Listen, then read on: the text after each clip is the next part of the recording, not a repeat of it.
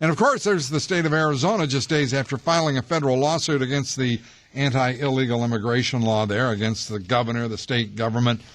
Holder then floated the possibility of filing another lawsuit, this time after being criticized because he talked for a month about racial profiling, and it wasn't included in any way in the pleading, the complaint by the Justice Department. When they finally got to court, it had nothing to do with racial profiling because there's no basis for it.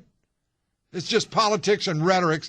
It is, in Eric Holder's words, just playing politics with a very important issue, particularly to the people of Arizona. Then he goes on to say that if for whatever reason, the Obama administration loses its lawsuit, then he's going to stamp his foot, and he would think about bringing another lawsuit some months down the road if that law is in effect. Oh, God help us. This is an attorney general talking. Listen to him.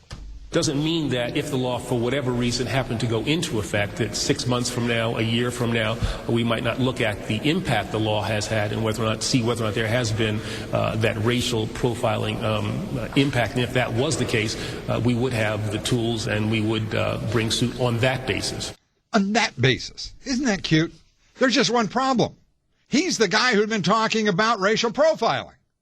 He says if and maybe and when and what happened to when? When there's racial profiling. This is the guy who's so sure there would be. This is a man who basically laid a basis for people to complain and to boycott. He played politics with the issue, as did the president, and they continue to do so. These are the actions of intellectual, political frauds. They know better. They're seeking only political advantage, and they don't give a damn who gets in their way. It's obvious. Here's a reminder. After you've heard him talk, well, maybe if there is racial profiling, whatever. Here are just a few samples of what President Obama, Attorney General Holder, and Homeland Security Secretary Janet Napolitano said in the month running up to the lawsuit.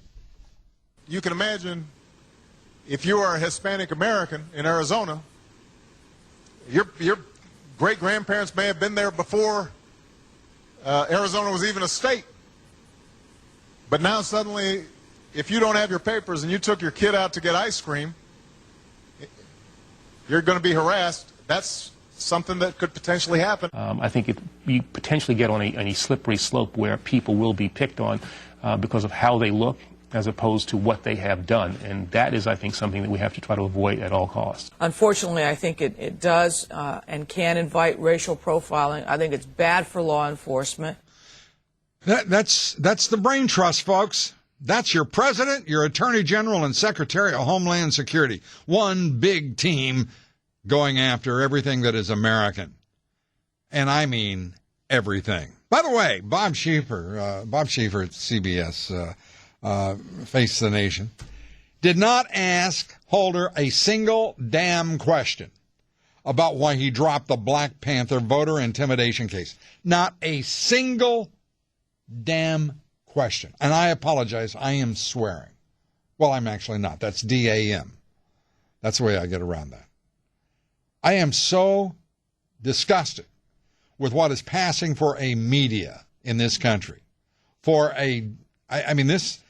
I'm the wrong guy. I'm sitting here criticizing the national media. They've got, as they say, buckets and barrels. They've got container ships and tankers full of ink to respond to me.